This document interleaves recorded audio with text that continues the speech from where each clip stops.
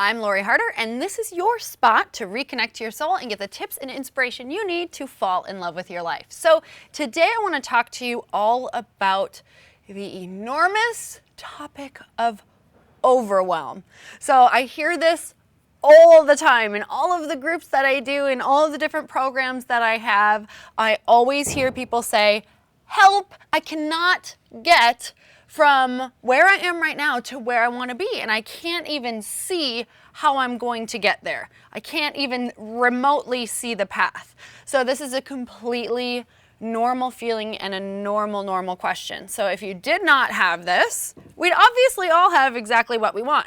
So it's because we're focusing on the big picture. And while we need the big picture, you also need to understand that the big picture is just there right now to hold your intention and understand where you need to go. And I know you guys have heard this analogy before, but it's just like GPS. If I'm on the West Coast in California and I said I want to get to New York, do you think I have any clue all of the stops and everything I'm going to have to take and all of the turns in order for me to get there? No, I simply start by doing the first step. And that's all you're going to do. I have to understand that New York is my inspiration. It's where I want to be. It's where I want to go. I have to plan for everything when I'm there, but I also have to go back and take the first step. So let's talk about that. It's the law of intention and intention. So your intention has to be on the big picture, where you want to go, what you want to be, what that huge goal is. But then we have to go back to attention. And attention is what happens every single day. And it's what you're focusing on. It's the little things. So it's those baby steps. So there's an important note about intention as well. And that is you have to hold your intention without being completely attached to the outcome. Because no matter how much we want to plan, something is not going to go exactly that way. And when we can release all of our feelings about the outcome, that's when we allow things to take over, to happen organically, to start looking for opportunity. Because what can happen is we have this idea on this big picture of exactly how it should be, and we tend to miss these details or these routes that could get us there faster or in a more enjoyable way because we're just so focused on one linear way to get there. And that's not how the universe works out. It's always about having that big intention, but releasing being so stuck into the idea of exactly what it's going to appear as or look like. Because when we release it, we can start being open to all of the new ideas and opportunities. Now, this is a lot easier said than done, and this is kind of the mystery behind it all, is not getting so stuck in one pattern of thinking. So have that big idea, but being able to release it. So I have some tips in order for you guys to really start to break down those goals and get there. So my tip number one is to start your day with envisioning. So I like to start my day with envisioning, prayer, and meditation, but envisioning is so huge to be able to have your intention on that big picture. And I want you to envision in a way that you are seeing it. You're seeing yourself in your goal. You're feeling the feelings that you would feel once you're there.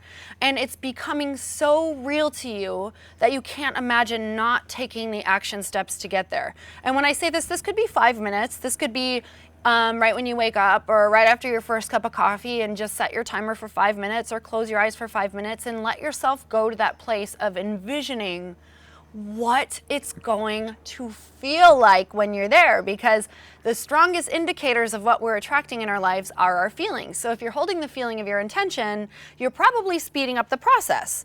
So number 2 is to become an extraordinary planner. And this is absolutely the most important thing that you can do, because what you do not plan will not happen. So you have to plan your day every single day. And it's not about how big the action is, it's about how consistent the actions are. So if you can release the fact that you have to do 4 hours of working out or 4 hours of contacting people or planning or whatever that might be to go towards your goal, you know, maybe some days are 4 hours, maybe some days are 8, maybe some days are 20 minutes. It's about being consistent with your action plan and breaking it down into 1 or 2 steps. So what happens is a lot of people get really overwhelmed and they see that big picture, and we're stuck on that big picture, and we have this idea that it's these 20, 30, 50 steps that we're going to have to take to get there, but we forget to back it all the way up to the beginning of what could I do right now that could move me forward. Maybe for you, you're super tired that day and you just need to go to bed early that night so that you can have energy to do one action the next day. That's how basic we're getting, you guys. This is how it happens. So maybe you want to start a blog and it's just research that day about your blog or whatever that is. Maybe you want to be a writer and you've never written before. So maybe you need to start flexing that muscle and say, okay, this week for 1 hour every single day, I'm going to sit and make myself write. Whatever action you are choosing, you make it consistent. Break it down into something that is reasonable for you. So if you have 20 minutes for that action, all you get is 20 minutes. If you have an hour, great, make it an hour, but make it something that you know you're going to stick to. Same with working out. If you can only start with 10 or 15 minutes, awesome. Start with that, be consistent with it, because like I said, it's not how big the actions, but it's how consistent you are. Number 3, this is probably the most important, is to have faith.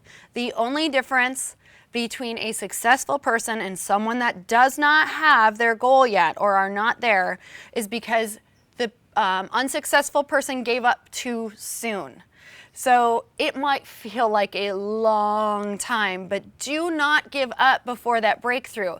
You're going to have a million breakdowns that happen before you can get to a breakthrough, because we have to have a lot of failures. We have to have a lot of things that go wrong in order to gain the strength to go to where we want to go, because a strong person can only handle big goals. So we got to build that strength up. We got to go through all of those things. We have to have faith. We have to have that character. We have to know what to do in every situation, because don't you think when you reach your goal, you're going to have to handle a whole lot? Maybe you'll have a lot of people under you. Maybe you'll have a lot more responsibility. You're going to have to understand how to react and not crumble. So take those lessons, take those failures, and remember, it's strength building and it's faith building. So if you do not give up and you stay clear on the 1 or 2 goals that you want, that's key. Don't get overwhelmed. I have many squirrels. I'm literally like squirrel, squirrel. Every single day I have squirrels that want to distract me from my main goals. And while they might be shiny, you got to stay on that path. Stay consistent, have faith.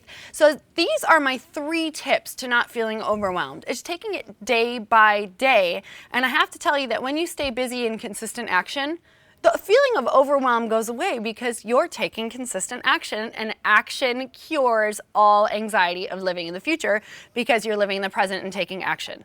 So I want to hear some things that help you not feel overwhelmed. So comment below, share this with someone that you know can't see the big picture yet or can't see the path in between. And for more tips, inspiration, recipes, go to LoriHarder.com, and I want to get a conversation started. Mwah! I'll see you there.